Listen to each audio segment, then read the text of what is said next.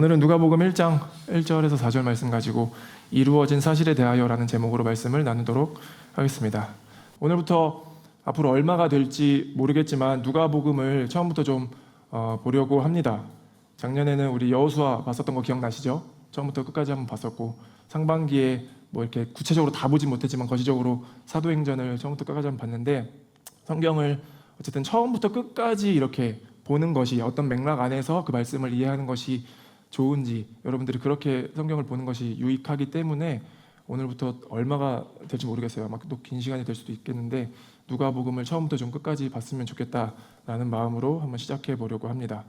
누가복음을 보려고 했었던 이유는 어쨌든 복음서를 통해서 예수 그리스도의 어떤 탄생과 죽으심 그리고 부활하심, 그 예수 그리스도를 통한 은혜를 우리가 같이 좀 배웠으면 좋겠다라는 바람이 있고, 또 누가복음, 그 중에서도 누가복음을 이렇게 선택하게 된 배경과 이유는 우리 사도행전 봐왔었는데 사도행전과 밀접한 어떤 연관성, 연결이 되어 있기 때문에 그것을 한번 우리가 익혔고 배웠기 때문에 그것을 통해서 또 누가복음을 확장해서 좀 봐왔으면 좋겠다라는 바람으로 좀 누가복음을 같이 준비하게 됐습니다. 누가복음의 장르는 복음서입니다. 아시죠 다들? 복음서. 책을 이해하는 데 있어서 장르를 알고 성경을 보면, 그 책을 보면 유익하기 때문에 복음서라는 것을 좀 알아두시면 좋을 것 같고, 신약 성경에는 복음서, 역사서, 서신서, 그리고 마지막에 요한계시록, 묵시록, 계시록, 이렇게 총 4가지의 장르로 구성이 되어 있습니다. 처음에 그래서 4가지의 복음서가 나오는데 그 중에 우리가 이제 누가복음을 보게 되고 그 뒤에 바로 역사서, 사도행전이 이어서 나오게 됩니다. 사도행전의 저자가 누구라고 했었는지 기억나시나요? 바울. 또 혹시 사도행전의 저자, 네, 누가라고 했었죠. 사도행전 1장 1절 한번 볼 수 있을까요? 사도행전 1장 1절입니다. 데오빌로님, 나는 첫 번째 책에서 예수께서 행하시고 가르치신 모든 일을 다루었습니다. 여기에서 기록된 첫 번째 책이 무엇을 의미하냐면 누가복음을 이야기하는 거예요. 그러니까 사도행전 첫 시작을 할 때 첫 번째 책에서 이렇게 이야기를 했었습니다 라는 것이 1권과 2권처럼 이 두 권은 연결되어 있는 책이라고 이해하는 것이 좋습니다. 그래서 나중에 또 보실 때 누가복음을 보고 사도행전을 이어서 본다면 훨씬 더 입체적으로 성경을 좀 이해할 수 있을 것 같습니다. 누가복음의 간단한 특징이라고 할 수 있는 것은 기록한 저자가 누가이고, 이 저자 누가가 이방인 출신이라는 것이 특징입니다. 이 이방인 출신이라는 것이 우리에게는 크게 와닿지 않을 수도 있겠지만 조금만 더 한 번 더 생각을 해본다면 이게 작은 일은 아니다라는 것을 깨달을 수 있게 됩니다. 당시는 2000년 전이거든요. 2000년 전에 유대 사회에서, 고대 사회에서 유대인이 주류 사회였던, 메인스트림이었던 그 시대에 이방인이 누가복음의 저자가 되었다라고 하는 것은 매우 특별한 일입니다. 우리 조선 시대만 하더라도 조선 사람이 아닌 어떤 외국 사람, 이방 사람이 어떤 벼슬을 차지한다거나 관리가 된다라고 하는 것은 감히 상상할 수 없는 일인 것처럼, 그렇지 않나요? 그때 2000년 전에 이방인이 어떤 저자가 되었다라고 하는 것은 굉장히 특별한 일일 수 있는 거죠. 여러분 중에 인요한이라는 분 아세요? 혹시 인요한이라는 국회의원이 있는데, 지난 총선에서 비례대표로, 사진 있나요 혹시? 비례대표로 선출된 현직의 국회의원입니다. 이분은 부모가 다 미국인이어가지고 원래는 단독 미국 국적이었었는데 우리나라에서 공헌한 공로가 인정되면서 한국과 미국 국적을 둘 다 가진 복수 국적자가 된 거예요. 그래서 비례대표 출마해가지고 국회의원이 될 수 있었던 거죠. 근데 저는 여전히 이분을 보면 국회의원이라는 사실에 매우 당황스럽긴 해요. 이건 이분이 잘못한 게 아니라 제 선입견에 가둬져 있는 거예요. 그러니까 외국인이, 이방인이 우리나라의 국회의원이 된다는 것 자체가 뭔가 좀 특별하게 다가오는 것처럼, 그러니까 오늘날에도 이런 어떤 메인스트림에서 벗어난 이방인이 무엇인가를 차지한다라는, 기득권이 된다라는 것에 되게 놀라운 일이 되는데, 그때 당시에 이방인 누가가 누가의 저자로 성경의 정경으로 채택되었다라고 하는 것은 우리에게 매우 특별한 사실을 보여주는 것 같습니다. 이방인 누가의 직업은 아시겠지만 의사와 역사가라고 알려진 것이 정설입니다. 의사의 직업적 특성을 잘 아시겠지만 아주 섬세하고 이성적인 직업입니다. 역사가라는 것, 그 직업 역시도 사실에 근거해서 벌어진 일을 기반으로 평가하고 해석하는 직업이기 때문에 그 직업을 가졌다라고 하는 누가의 누가복음은 아마도 다른 복음서와 비교했을 때 조금 더 섬세하고 조금 더 논리적이고 체계적일 수 있겠다라는 것을 우리가 이미 한번 예측해 볼 수 있게 되는 거예요. 그리고 또 한 가지의 특징이라면 우리는 이미 다 번역된, 한글로 번역된 번역본을 보다 보니까 느끼지 못하게 되는데, 이 성경을 원어로, 헬라어로 보게 되면 독특한 특징이 하나 있습니다. 뭐냐면 1장 1절부터 4절까지, 우리가 봤던 4절까지는 아주 배경 지식이 많이 있어야 되고 언어 어휘를 많이 알아야 하는 고급 언어의 헬라어로 기록이 되어 있습니다. 그러니까 우리 같은 사람들은 잘 이해하기 어려울 수 있는 거예요. 지금 집중 안 하고 있지? 다 집중해야 돼. 그리고 5절부터 나머지, 누가복음의 나머지 기록은 그냥 누구라도 언어를 배우고 학생들도 그냥 일상생활에서 통용되어지는 아주 그냥 평범한 캐주얼한 언어로 기록이 되어 있습니다. 이해되시나요? 누가복음의 1장 1절에서 4절까지는 고급의 언어로 기록이 되어 있고 이해하기 어려운 어휘를 많이 알아야 하는, 그리고 뒤에 5절부터 나머지 절까지는 누구라도 다 이해할 수 있는 일반의 언어로 기록이 되어 있다는 거예요. 그러니까 그런 것들을 우리가 종합해서 살펴보면 하나님께서 얼마나 섬세하게 모두가 다 성경을 이해할 수 있게끔 배려해 놓으셨다는 것을 우리가 좀 캐치할 수 있게 되는 것 같아요. 그러니까 세종대왕이 위대한 이유는 훈민정음 한글을 만들었기 때문 아닙니까? 근데 우리가 그것에 위대하다는 것을 공감하는 이유는 한글을 만들었을 당시에 그 이유가 모든 백성이, 모든 서민들이 언어를 몰라서 어려움을 당하는 일은 없어야 되겠다라는 마음으로 출발을 했기 때문에 우리가 위대하다라고 평가를 할 수 있는 거예요. 그 말은 모두가 언어를 통해서 기본적으로 누릴 수 있는 이 언어를 가지고 풍성한 삶을 누릴 수 있게끔 하는 것이 왕의 어떤 일이었다라고 하면, 하나님께서 누가복음을 기록하실 때 일상의 언어, 시장의 언어로 기록하셨다라는 그것만 보더라도 우리는 구조를 통해서 하나님이 섬세하게 이방인들에게 복음을 입체적으로 전달할 수 있게끔 기록해 놓으셨구나라는 것을 우리가 이해할 수 있게 된다라는 거예요. 그래서 오늘은 아주 고급스러운 언어로 기록된 1절에서 4절까지의 말씀을 한번 이해하고 바라보도록 하겠습니다. 여러분들은 글을 자주 쓰시는지 모르겠어요. 글을 자주 쓰시나요? 글 쓰시는 분들 아마 좀 이렇게 블로그나 이렇게 쓰실 텐데, 남자는 보통 평생에 한 70%의 글을 어디서 쓰시는지 아십니까? 군대 가서 씁니다. 평생 한 70%를 군대에서 쓸 거예요. 군대에서는 막 구구절절 모두가 다 F가 된 것 마냥 막 이렇게 감성적으로 막 써가는데, 여러분들도 글을 잘 쓰시는지 모르겠는데, 글을 쓰는 작업에서 글뿐만 아니라 무엇인가를 말하고 글을 쓰고 표현하는 것에서 가장 어려운 지점 하나가 뭐냐면 첫 문장을 어떻게 구성할 것인가가 굉장히 어렵거든요. 그러니까 이 첫 문장을 어떻게 구성하는지에 따라서 그 글의 맥락과 어떤 뉘앙스와 느낌이 다 유추되기 때문에 이 첫 문장을 어떻게 만들 것인가가 작가들이나 글을 쓰는 사람들한테 굉장히 어렵다라는 거예요. 우리 중에 노래를 만드는 청년들도 많이 있지 않습니까? 그래서 제가 몰래 한번 준비해봤어요. 노래가 있는 분들 중에 첫 소절을 제가 한번 읽어봐 드릴 테니까 어떤 느낌인지 한번 없이 들어보세요. 누구의 건지 한번 맞춰보세요. 바래질 대로 바랜 하늘이 머금고 있던 마음들을 놓아버리려 손을 쥐고 내 눈을 바라보네. 정답! 조이상 맞아요. 이삭이. 네. 구름의 우리의 노래. 두 번째, 눈부신 웃음 보이며 내게 다가온 내 가슴 뛰게 한 네가 저 멀리 보여. 너는 괜찮아 보여. 제가 한 사람만 뭐가 콩닥콩닥 하고 있어요. 이걸 가져왔다고? 자, 우리 심재원 청년 에이도 클락에 제가 다시 한번 읽겠습니다. 눈부신 웃음 보이며 내게 다가온 내 가슴 뛰게 한 네가 저 멀리 보여. 너는 괜찮아 보여. 네, 미안해요. 첫 문장이 굉장히 중요하죠. 그대여, 내 손을 주세요. 그대와 같이 걷고 싶군요. 내 작은 마음을 담아서 하늘에 수놓인 작은 별, 참 아름다워라. 네, 진하람의 편지. 지금 더 부끄러워하는 거, 결혼하는 것보다 더 부끄러워하는 거 같아요. 마지막 갑니다. 내가 가끔 이상해. 너한테 또 무심하게 그래. 그러면 안 된다는 거 알면서도 금붕어 같이. 맞아요, 나라. 김나라의 내가 가끔 이상해. 첫 소절만 들어도 아주 명곡이라는 것이 잘 막 느껴지지 않습니까? 굉장히 지금 설교에 집중하지 못하고 이탈한 한 청년 미안해요. 아무튼 우리가 모든 미디어를 통해서 전달하는 그 모든 것들이 첫 문장과 첫 소절과 첫 장과 첫 화를 어떻게 구성하느냐에 따라서 그 나머지가 다 유추되는 것처럼 굉장히 중요하다는 거죠. 그래서 누가복음은 그 첫 시작을 어떻게 구성하고 있는지를 우리가 다시 한번 살펴보는 건데, 1절부터 4절까지 좀 졸릴 수 있어요. 오후니까 1절부터 4절까지 한 번만 우리 다시 큰 목소리 한번 읽어보면 좋겠습니다. 입체적으로 상상하면서 한번 읽어보는 거예요. 같이 읽겠습니다. 시작.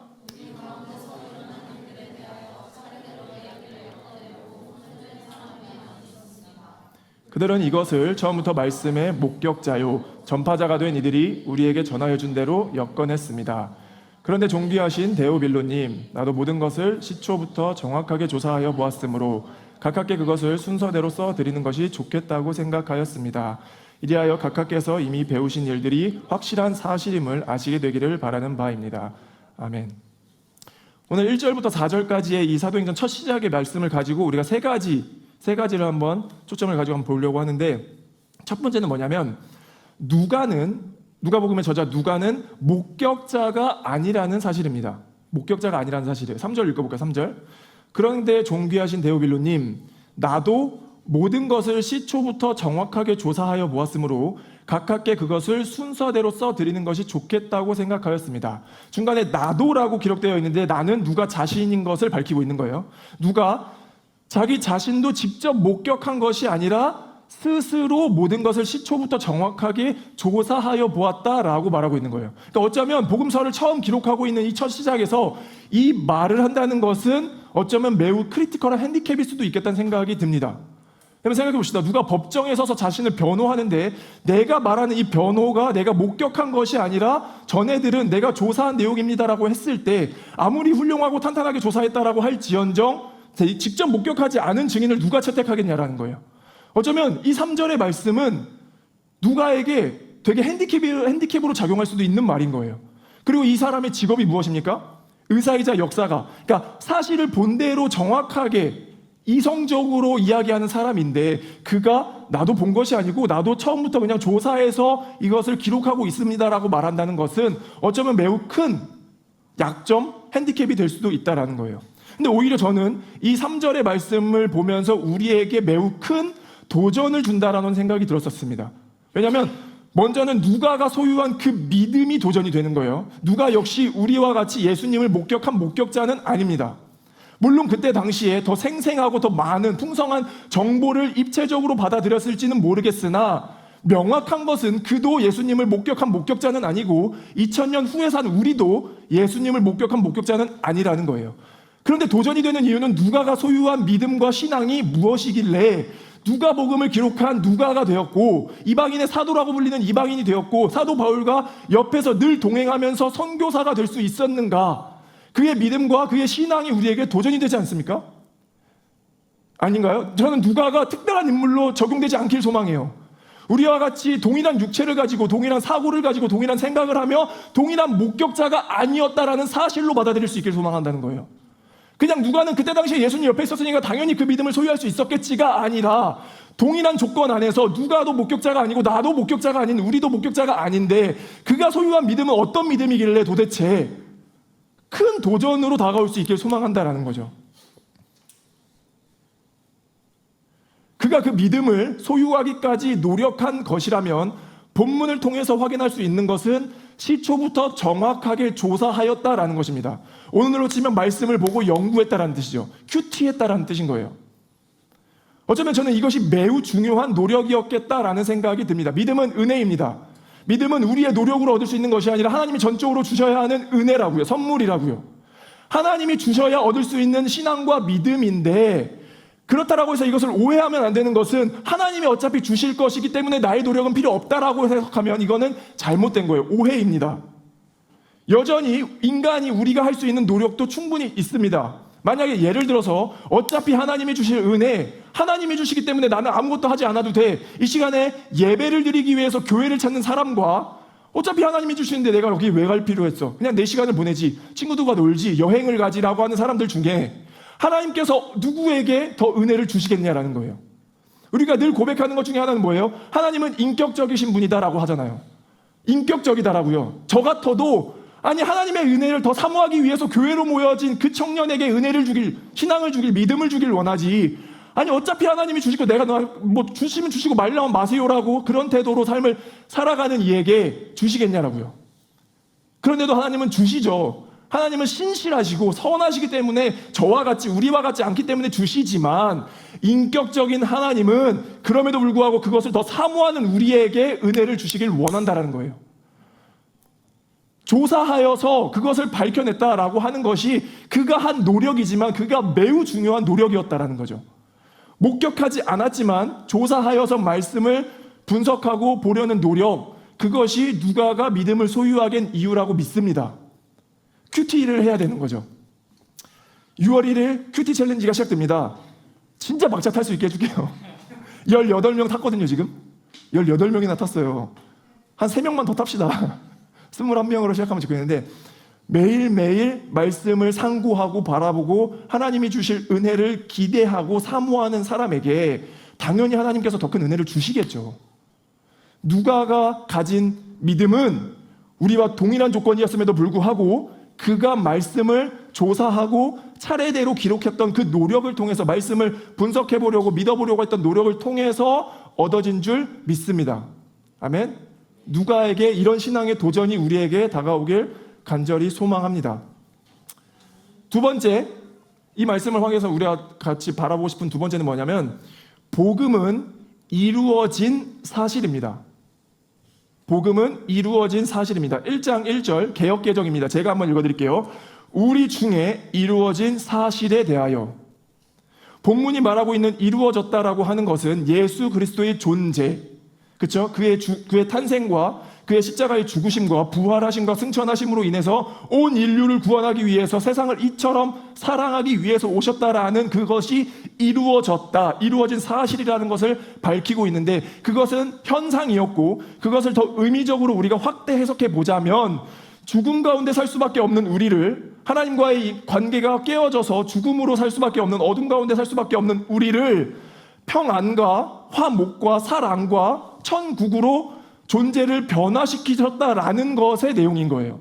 그러니까 예수님께서 그냥 오셔서 죽으셨다 부활하셨다가 아니라, 그것의 더 풍성한 확장된 의미는 뭐냐면, 우리의 존재, 하나님과의 깨어진 관계를 예수 그리스도를 통해서 우리의 삶이 죽음에서 사망에서 생명으로, 영원한 안식으로, 평안으로, 샬롬으로 우리를 이동시키셨고 우리의 존재를 변화시키셨다라는 의미라는 거예요. 그런데 그 이루어진 사실을 우리가 믿을 수 있어야 한다는 거죠. 이루어질이 아니라 이미 이루어진 사실이라고요. 그러니까 누가는 직업적 특성을 우리가 살펴보면 그가 목격하지도 않은 것을 이렇게 기록한다는 것에 대한 굉장한 고통이 있었을 것 같아요. 왜냐하면 정말 사실에 입각해서 이성적으로 삶을 추구하는 그 사람이, 이거는 이성의 영역과 믿음의 영역이 충돌하는 지점이거든요. 자신도 목격하지 않았던 것을 글로 옮겨 적어야 할 때 어떻게 기록해야 될까에 대한 고난과 고통이 있지 않았을까? 내가 생각하기엔, 내가 이성적으로 합리적으로 판단하기엔 이건 아닌데, 그런데 이루어진 그 사실에 대해서 믿음으로 선포해야 되는 어떤 그 두 양축 사이에 굉장한 고민과 고통이 있지 않았을까라는 말을 지금 드린다라는 거죠. 짐작하건대 누가는 충분한 성찰의 시간이 있었을 것 같습니다. 그의 직업상 충분히 그런 성찰과 고민의 시간이 있었을 거예요. 근데 아마 순간 누가는 깨달았을 것 같아요. 이 내용은 누구를 설득시키기 위해서 주어진 내용이 아니라 그냥 이루어진 사실에 대해서 선포해야 할 내용이구나. 내가 어떤 수려한 문장으로 이성적으로 합리적으로 이것을 더 변화시켜서 기록해야 될 그 기록이 내용이 아니라, 복음은 이미 이루어진, 우리를 평안 가운데 이동시켜 놓으신 그 이루어진 사실을 그냥 담대하게 담담하게 선포하면 되는 거구나라는 깊은 깨달음이 있었지 않았을까라는 생각이 든다는 거예요. 난 누가라고 해서 이것을 다 완벽하게 이해되고 믿어서 기록했다라고 보진 않아요. 모르겠습니다. 누가를 만나보면 물어보고 싶어요. 그런데 이렇게 담대하게 고백할 수 있었던 이유는 믿음의 영역이라고 보는 거죠. 하나님은 선하시고 우리를 구원하셨다라는 그 예수 그리스도의 복음의 은혜가 이루어진 사실을 담대하게 선포하고 있는 거예요. 그럼 우리도 마찬가지로 우리가 어떻게 복음을 전해야 할까? 세상 가운데 어떻게 복음을, 메시지를 전할 수 있을까? 메신저로서 매너 있게 다가가려고 하는 것은 매우 훌륭한 지혜로운 태도이죠. 그러나 메시지를 변경할 필요는 없다라는 거예요. 이해가 되시나요? 메신저로서 내가 어떻게 이 메시지를 전할까, 매너 있는 태도와 교양 있는 태도로 접근하려는 지혜는 필요하지만 메시지를 합리적으로 이해시키려고 변화시키는 건 필요 없다라는 거예요. 이미 메시지는 이루어진 사실인 줄 믿습니다. 예수 그리스도가 2000년 전에 우리를 위하여서 죽으심으로 말미암아 우리는 사망에서 천국으로, 평안으로, 화목으로 날마다 우리 가운데 기쁨과 소망으로 살아갈 수 있게 된 존재가 되었다라는 거예요. 기독교는 그런 종교입니다. 내가 이제 교회를 다니니까 앞으로 탄탄대로 꽃길만 걷겠지가 아니라, 내가 이제 예수 그리스도를 믿었으니까 우리 가정이 화목해지고 돈도 많이 벌고 평안한 삶을 살 수 있겠구나가 아니라, 이미 얻어진 복, 이미 이루어진 그 사실을 누리는 종교라고요. 여러분들이 이 시간 왜 예배 자리 가운데 나와 앉아 있습니까? 주님께서 주신 그 은혜와 감격이 커서 이 자리 가운데 앉아 있는 거 아닙니까? 이미 우리는 육신의 사망 가운데 살 수밖에 없는 존재임에도 불구하고 그 은혜를 우리가 믿고 기억하기 때문에 우리의 삶을 평안 가운데, 기쁨 가운데 살아갈 수 있다라는 거예요. 전 이거를 반드시 믿을 수 있길 소망합니다. 아멘. 복음은요, 이루어진 사실이라고요. 이미 우리에게 허락된 사실을 풍성히 누리며 살아갈 수 있는 저와 여러분이 되길 간절히 소망합니다. 마지막 세 번째 할게요. 세 번째. 반주 좀 같이 준비해 주시면 좋을 것 같고, 마지막 세 번째 하겠습니다. 세 번째는 종말론적인 삶과 동시에 미래를 추구하는 삶입니다. 세 번째, 종말론적인 삶과 동시에 미래를 추구하는 삶. 자, 한번 정리해 볼게요. 1절부터 4절까지의 이야기를 우리가 큰 맥락에서 봤습니다. 어쨌든 누가가 이 글을 왜 썼는가 하니까 이미 이루어진 이 사실을 잘 정리되어서 기록해 놓는 것이 좋겠다라고 판단을 했기 때문에 이 기록을 했다라고 기록하고 있는 거예요. 그럼 우리가 한층 더 들어가 보자고요. 그러면 이 기록이 왜 좋겠다라고 판단했을까? 누가복음을 기록한 누가는 이렇게 정리를 해놓는 것이 좋겠다라고 판단해서 글을 썼다라고 하는데, 그러면 누가가 보기에는 이거를 왜 정리하는 것이 좋겠다라고 생각을 했을까라는 거예요. 왜 좋겠다라고 생각을 했을까? 보통 글을 남기고 역사를 기록하는 사람은 미래를 고민하는 사람입니다. 당장 내일 종말이 임박할 것이라고 굳게 믿고 사는 사람은 정보를 찾거나 자료를 찾는다거나 그것이 논리적으로 맞는지 검토하고 배치하는 일들은 하지 않습니다.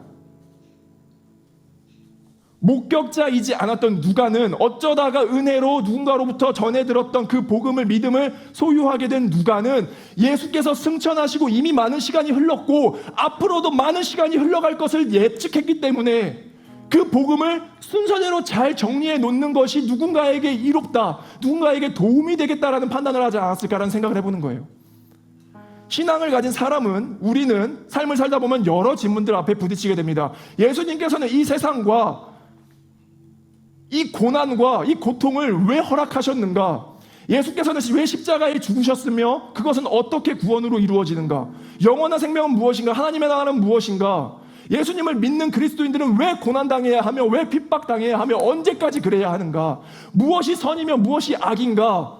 왜 세상의 선과 악이 동시에 공존하는가? 이 모든 질문들을 삶에서 마주하게 되는데, 누가복음을 통해서 정확하게 다 알 수는 없다 하더라도 우리는 유추할 수 있게 된다라고요. 저는 누가가 예수께서 승천하시고 앞으로 벌어질 그 미래를 살아갈 그리스도인 공동체에 누가복음이 필요했다라고 믿었던 것 같아요. 그래서 그런 기록을 하지 않았을까? 저는 이 관점을 우리가 같이 소유하길 소망합니다. 종말론을 믿으면서 살아야 우리는 이 땅에서의 것이 영원한 것이 아니라 영원한 하나님의 나라를 구하면서 덜 경쟁적이고 덜 소모적이며 덜 소비적인 삶을 우린 추구하면서 종말을 꿈꾸며 살지만, 동시에 그것이 그냥 아무렇게나 게으르게 살아도 된다는 뜻은 아니라고요. 늘 우리는 누가와 같이 미래를 꿈꾸며 관점을 미래에 두면서 살아가는 삶이 되길 소망합니다. 그게 건강한 삶인 거예요. 종말론적인 삶을 꿈꾸지만 동시에 미래를 바라보며 우리의 다음 세대가 어떻게 살길 소망하는지, 우리는 누구이며 무엇을 해야 하는지를 늘 고민하는 삶. 여러분들 주중에 혹시 까사놀멍에서 올라온 인스타에 글 하나 보셨습니까? 완일 집사님께서 사진 있어요? 한라산 딱 이렇게 등반하시고 글 쓰셨는데, 아랫마을 보고 있나? 나 요 정도인데. 한라산 다녀오시고 종주하시고 10시간 정도 걸으셨을 거예요. 내용은 이런 거예요. 뭐냐면 한라산 정상 부근에 보면 조리대라는 식물이 퍼져가지고 제주에서 지금 조리대를 관리하는 연구 방안을 계속 짜고 있다라는 거죠. 그러니까 조리대가 뭐냐면 식물인데, 이 식물이 가면 갈수록 막 숲길에 엄청 기하급수적으로 확산을 하다 보니까 이 식물이 너무 많이 퍼져가지고 다른 종류의 식물들이 다양하게 번식하지 못해서 이것을 어떻게 관리를 해야 되는가에 대한 연구를 하고 있다는 게 지금 한라산 그 내용인 거예요. 그런데 그 조리대를 관리하기 위해서 다양한 방법을 쓰는데 벌목을 하기도 하고 방목 말을 풀어가지고 먹게 하거나 이렇게 한 여러 가지의 실험을 통해서 관리를 하는데 그게 자그마치 5년이 걸린다는 거예요. 이미 5년이 걸리는 그 작업도 우리에게는 매우 대단하다라고 느껴질 수 있겠지만 그 5년의 시간이 흐른 후에 이것이 어떻게 식물들이 잘 자랄 수 있는가 모니터링하고 분석하고 관리하는 데만도 또 10년이 걸린다고 합니다. 그러니까 다양한 종물들이 번식할 수 있게끔 연구하도록 조리대를 관리하는 것에 15년을 투자한다는 내용을 보고 자연 앞에서 겸손해지는 느낌을 받게 되더라고요. 뭐냐면 그러니까 우리는 너무 조급할 때가 있는 것 같은 거죠. 심지어 교회도 공동체도 나도 목회자인 나도 조급할 때가 너무 많아요. 내가 이렇게 하는 것들이 바로 열매로 결과로 나타나길 원하는 조급함. 근데 때로는 그 조급함 때문에 일을 그르치기도 한다는 거예요. 여러분들 삶도 조급하지 않길 바래요. 아니 얼마나 많이 살아야 되고 얼마나 길게 살아야 되는데 지금 단순에 뭘 이루려고 하는데 그게 되겠어요? 자연 앞에 겸손해지는 그 마음처럼 우리가 때로는 넉넉하게 괜찮아 그냥 그 연구 방하는 기간 안에 우리가 있는 거예요. 방향만 우리가 잘 맞춰서 가면 하나님의 선하신 그 그늘이 우리를 감싸겠죠.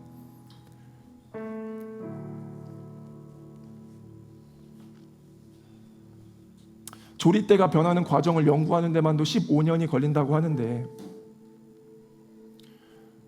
우리의 삶이 성숙해져가는 그 과정은 물론 사람마다 다 다를 수 있겠지만 더 긴 시간이 필요할 수도 있어요. 스스로를 자책하지 않길 소망합니다. 저는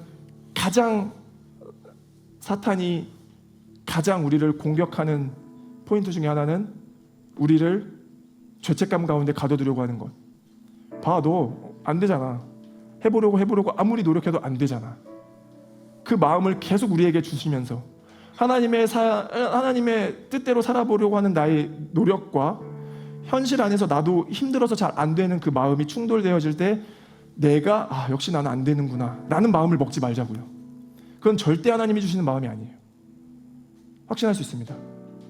괜찮아 천천히 해도 돼 라고 우리를 다독여 주시는 분이 하나님이죠. 스스로의 어떤 삶의 모습을 평가하지 마시고 선하신 하나님을 기억하면서 늘 말씀 가운데 반응되어질 수 있는 저와 여러분이 되길 간절히 소망합니다.